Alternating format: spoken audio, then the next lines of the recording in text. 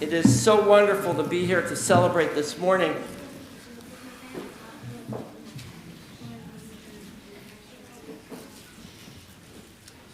Arguably one of the best movies of all time. And this is now my opinion. That's how you know when somebody says arguably, which means don't argue with me. One of the greatest movies of all time is Shawshank Redemption. There should be some affirmative to that. Starring Tim Robbins and the fantastic Morgan Freeman. Tim Robbins plays Andy Dufresne, and Morgan Freeman plays his friend Red. And in this 1994 film, Andy Dufresne sits in a prison cell for a crime he didn't commit. And he's surrounded by concrete and steel and by regret and routine. And at one moment in the movie, he turns to Morgan Freeman and he says the words that have echoed from the walls of Shawshank for now generations. I guess it comes down to simple choice. Really, get busy living or get busy dying. It's a great quote. It may be the best of the movie itself. That line endures because we all can recognize that truth. At some point, each of us stands at a crossroads in our lives. We can allow our failures, our guilt, our disappointments to define us, or we can choose to believe that our story isn't over yet. Some of us walk through life as inmates to our past. A mistake we can't undo, a relationship we fractured, a chapter we wish we could rewrite. It feels as though the final verdict has already been rendered. But the Torah, specifically in this morning's Parashat, insists on a very different verdict.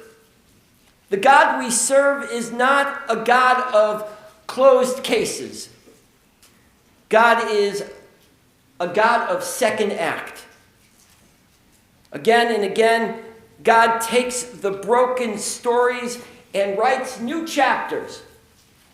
He meets Abraham by the tent, Isaac at the altar, Jacob in a dream, and says, your story doesn't end here. In fact, this may be a new beginning. Today we ask, what does it mean to choose life again? What does it mean to accept a gift of a second chance?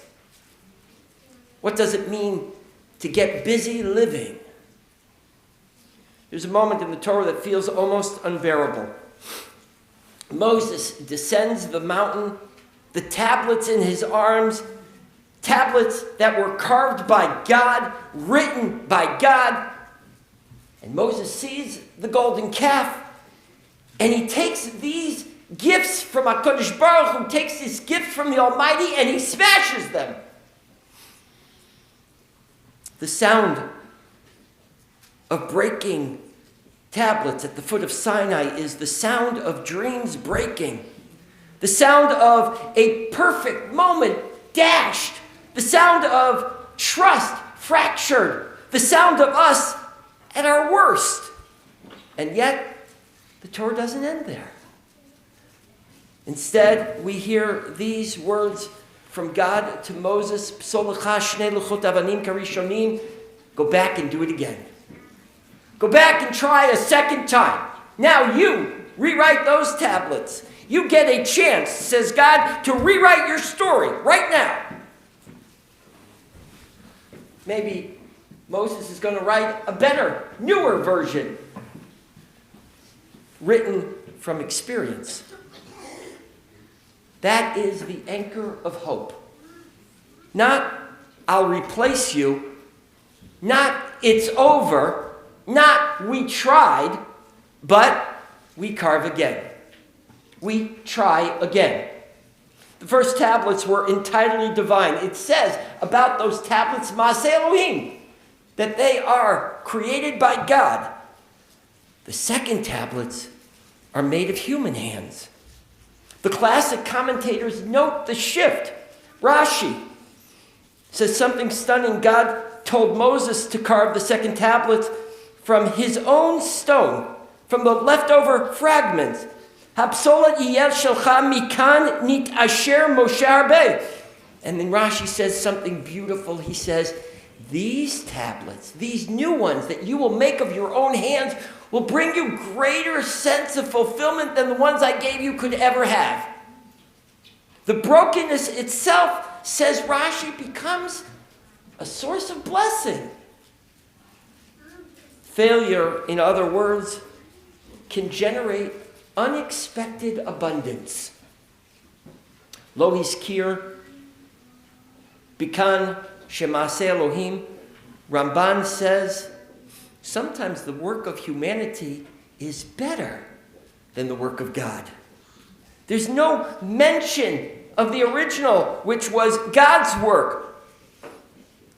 So maybe Ramban is telling us something really interesting, and that is maybe sometimes in our lives what we need to do is just forget a little bit.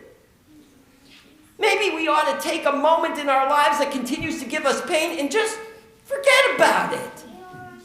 Wouldn't it be so great? I always tell people they come to the synagogue and they bring a lot of baggage. I say, leave it here. I'll take care of it for you. And if you want it, I'll give it back. But why not just put it down for a little bit? For the couple of hours you spend here in our sanctuary, just put down your baggage for just a little bit. I promise you, no one will steal it. So, we know from the unfolding of history that the Ark of the Covenant held both sets of tablets. The broken ones and the whole ones. God commands that the shattered pieces, the evidence of betrayal, the memory of collapse, aren't discarded. They travel with the people. They rest in the holiest place. Brokenness isn't erased, it's sanctified. V'zehu ma'alot haluchot ha'achronot, shabau mitoch hashvira v'hatshuva. But what makes the second set of holy tablets so sacred is that they come from a broken place. And they're an indication of tshuva, of repentance, of return, of atonement, or as my father would call it, at one-ment with God. The Sfat Emet teaches that the second tablets were greater precisely because they emerged from failure. The first covenant was innocent. The second covenant was return. The first tablets were given in perfection. The second, carved in tshuva. The Kutzker Rebbe says one of the greatest, most profound statements ever uttered in humanity, Ein davar shalem yoter milev shavur. There's nothing more sacred, nothing more whole than a broken heart. Because broken hearts have places to allow holiness to come in. If you ever looked at a cup that has holes in it, water goes out, but you can keep pouring stuff in. A cup that is full, with no holes, gets filled. And nothing can go in and nothing can come out. Says the Kutzker Rebbe, there's nothing more holy than a broken heart. It's easier to believe that God forgives than sometimes it's easy to believe that we can forgive ourselves. We all carry with us shattered tablets in our hearts. The words we regret, the years we wasted, the relationships we bruised, the moments we failed to be who we wanted to be. And sometimes we keep punishing ourselves long after God has moved on. Ki Tissa, this week's Parashat, teaches us something radical. God says, Psolecha, carve for yourself. You get a chance. Do it yourself. Do it over if you want to. We used to say that all the time.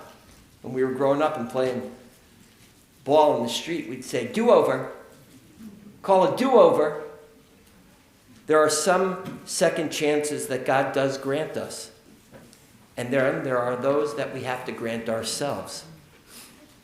We're not meant to live forever at the foot of the mountain, staring at the rubble of broken tablets. We're meant to climb again, to carve again, to write again. The second tablets require human effort, and sometimes that effort is colossal. But redemption always is. Letting go of past mistakes doesn't mean pretending they never happened. The broken tablets remained in the ark, but they didn't remain in Moses' hands. He got to let go of it at some point. He didn't cling to the shards. He climbed. And perhaps that's the deepest lesson, and that is that the covenant isn't annulled by failure. In fact, it's deepened by it. Your story isn't over because you broke something. In fact, your holiest chapters begin there. Maybe it's the second marriage. Maybe it's a repaired friendship. Maybe it's a year being sober. Maybe it's an apology finally spoken. Maybe there's a new beginning at 50 or 60 or 70 or 90. The first tablets were given. The second tablets were chosen. And chosen holiness is stronger. We're not defined by the moments we shattered. We're defined by whether we're willing to carve again. So if you're holding a fragment today, a regret, a shame, a quiet self-condemnation, place it in our ark. We'll keep it for you. And then climb your mountain again. Because God says, Psolcha, you have that choice. You can choose to carve again. God believes in second chances, so should you. Shabbat Shalom. We continue with Musaf. It's introduced by the Chatzi Kaddish, page 184. Please rise.